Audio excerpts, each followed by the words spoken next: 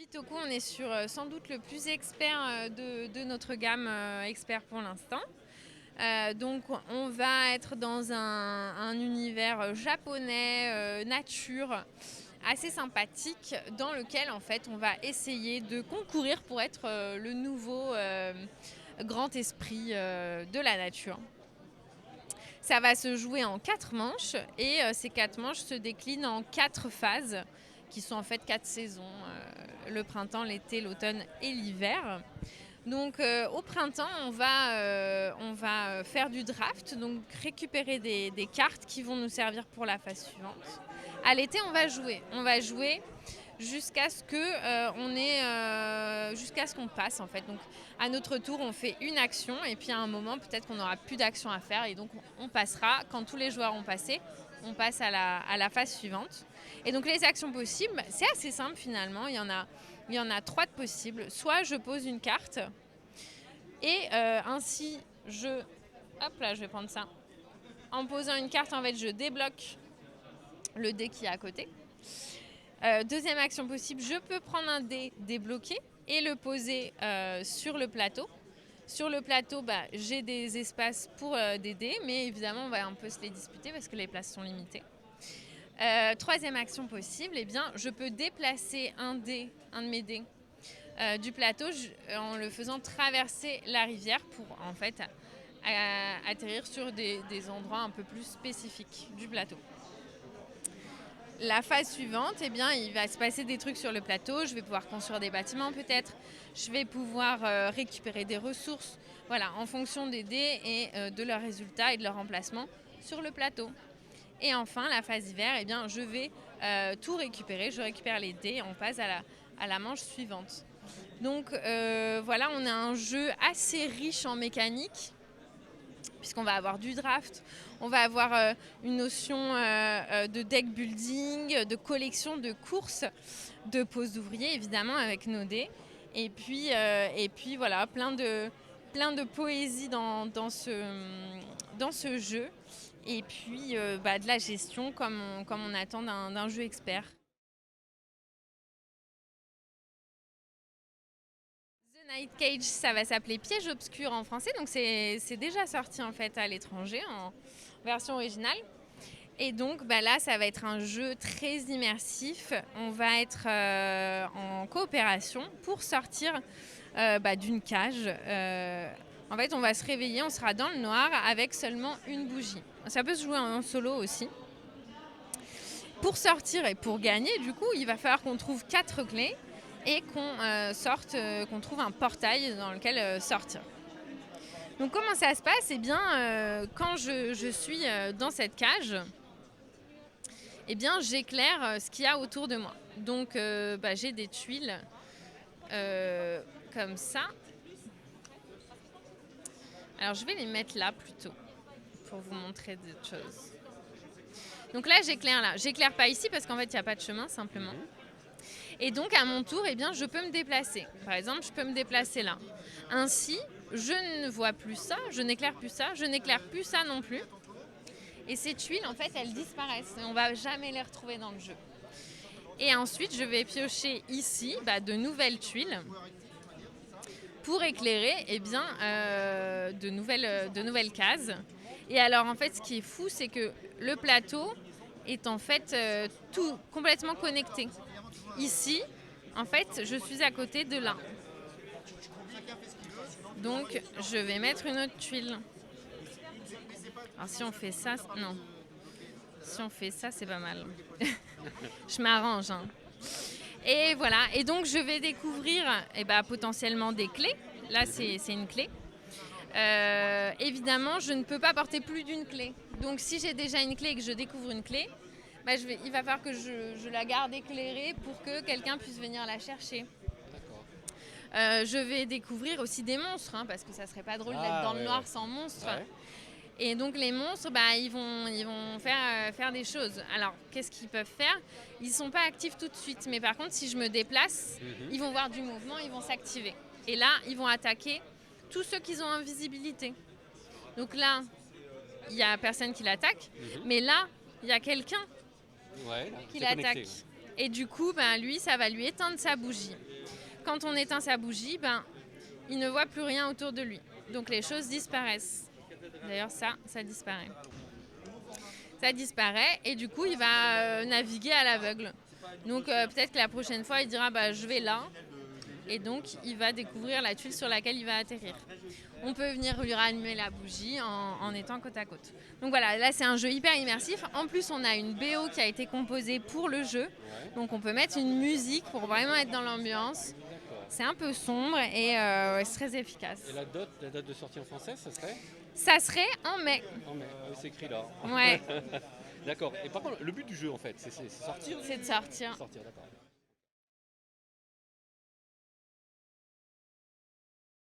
Cette extension nous permet de donner des compétences à nos ouvriers. D'accord. Donc, on va avoir une nouvelle piste à ajouter, un nouveau plateau à ajouter à côté. Ça va se jouer comme dans Little Town. Donc, on va placer nos ouvriers sur le plateau, soit pour construire un bâtiment, soit pour récolter des ressources. Et ensuite, on va pouvoir acquérir de nouvelles compétences sur cette piste de compétences. Alors, cette piste de compétences, elle est en 2 colonnes, soit des compétences de ressources, de récolte, soit des compétences de construction. Et elle est en 4 niveaux. Une compétence de niveau 2 peut remplacer une compétence de niveau 1. Je ne peux pas passer directement au niveau 3. Voilà. Et donc, après avoir fait mon tour, je peux aller ici et je peux acquérir une nouvelle compétence en payant un coût, une ressource. Ça me fait aussi gagner des points de victoire. Donc, je vais potentiellement gagner plus de points de victoire avec l'extension artisan. Je prends cette compétence et en fait, je la place ici, où je souhaite ici. Et ensuite, quand je vais utiliser cet ouvrier, par exemple, je peux utiliser sa compétence. Alors, en compétence de récolte, je vais potentiellement plus récolter. Et en compétence de construction, je vais avoir moins besoin de matériaux, finalement. Ce qui fait qu'il y a plus de brassage de production et je peux faire des pénuries, par exemple. Voilà. Ouais, ça donne un niveau de complexité supérieur pour ceux qui seraient bien à l'aise sur Little Town et qui auraient envie d'un petit truc en plus. On passe du produit d'initiation à un petit peu... Oui, c'est ça, exactement. C'est bien. Ouais. Très bien. Parce que pour l'initiation au placement d'ouvrier, c'est top. Ouais, carrément. Là, on est sur un jeu d'enquête narratif pour la famille. On avait Détective Charlie, c'était pour les enfants, c'était très simple. On avait Détective tout court, qui était vraiment assez exigeant.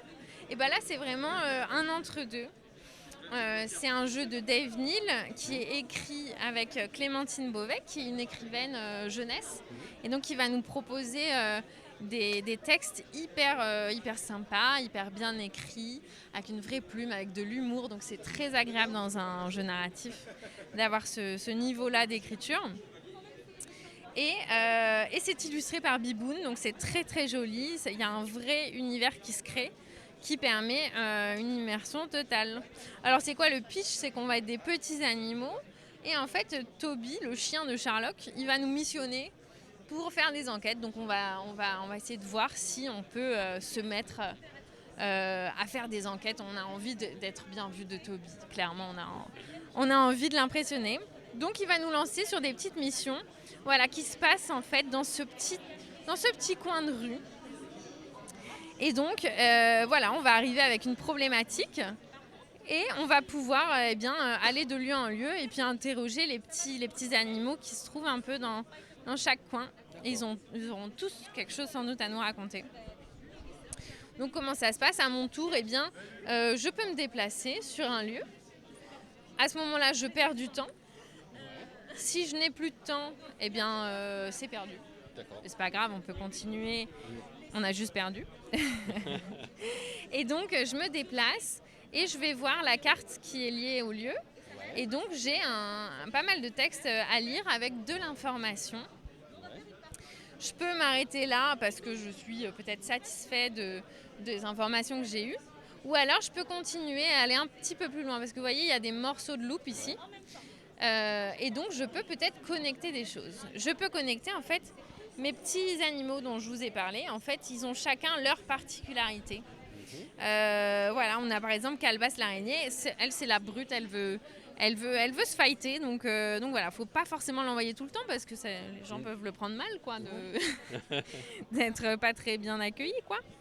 Voilà, ils ont chacun leur petite spécialité et donc on va peut-être en savoir plus. Par exemple, là, on pourrait dire, Limon, il est beau parleur, alors peut-être qu'il va faire en sorte d'en savoir plus. Et donc, on va connecter ces deux flèches. On va voir ce qui se passe. Là, il ne se passe rien. Aucune loupe n'est complétée. Il ne se passe rien, tant pis. Je pourrais essayer avec quelqu'un d'autre. Mais peut-être que j'aurais pu connecter une loupe. Là, par exemple, c'est une loupe qui connecte. Et là, je perds du temps. Donc, c'est dommage. Mais j'aurais pu connecter en deux. Et dans ce cas-là, j'aurais été prendre cette nouvelle carte qui m'aurait peut-être donné un objet. Et ça, c'est chouette. Donc, voilà. On va essayer de choisir la bonne connexion, enfin le bon petit animal pour ce cas précis. Faire les bons choix. Et puis après, quand on aura des objets, eux aussi, on pourra peut-être les connecter. Donc, voilà. C'est très joli, il y a 6 enquêtes et c'est vraiment très agréable. Donc il n'y a pas de limite de joueurs en fait. Non, c'est ça, ça peut se jouer tout seul, on dit jusqu'à 4 parce que évidemment plus il y a de personnes et potentiellement plus ça peut être compliqué de s'entendre et tout, quoi. Alors la cathédrale rouge, ça sera le prochain jeu expert. Là, on va construire une cathédrale. Alors, on va tous la construire, mais ce n'est pas un coop. On va chacun s'attribuer des parties de la cathédrale. Il va y avoir une histoire de majorité, donc on va essayer d'être majoritaire à certains endroits pour récolter des points en fin de partie. Et puis, on va aussi se faire des points tout au long de la partie de façon différente. À notre tour, on peut faire 3 actions différentes. Soit je vais chercher des ressources à la roue des ressources, que je vais vous expliquer. Soit je me positionne sur une carte de la cathédrale. Par exemple ici, je peux dire, je me mets là, c'est moi qui vais la construire. Je ne la construis pas tout de suite, mais je me positionne. C'est le plan là.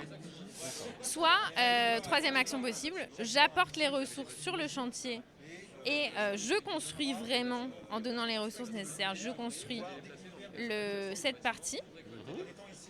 Ou alors, je peux aussi rajouter des ornements. Je peux rajouter une porte.